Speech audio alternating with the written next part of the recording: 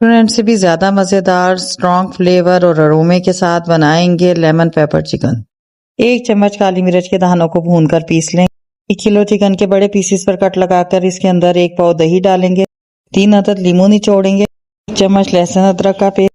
काली मिर्च के पाउडर में से आधी चमची पाउडर डालेंगे और 1 चम्मच नमक। सलकर मैरिनेट के लिए रख देंगे 1 घंटे के लिए। आधा कप ऑयल में चिकन के पीसेस को फ्राई कर लेंगे। तरफ से कलर गोल्डन आने पर साइड बदल देंगे। इसमें दही डाल देंगे जिसमें मैरिनेट किया था और ढक्कन ढककर तकरीबन 10 से 15 मिनट पकाएंगे। 15 मिनट के बाद ढक्कन खोलकर 1 चमची गरम मसाला डालें। चमची कॉर्नफ्लोर आधा कप पानी में मिक्स करके चिकन में डालेंगे। 3 मिनट तक पकाएंगे। ग्रेवी थिक हो जाए तो आधी चमची पिसी हुई काली मिर्च डालकर चम्मच चलाएंगे और इसके बाद बारीक कटी हुई अदरक, लेमन के बारीक कटे हुए स्लाइसेस, कटी हुई हरी मिर्च डालकर चम्मच चलाएंगे और चूल्हा बंद कर देंगे। सर्व करेंगे। लेमन, हरी मिर्च और अदरक की गार्निशिंग के साथ जबरदस्त रेसिपी तैयार है।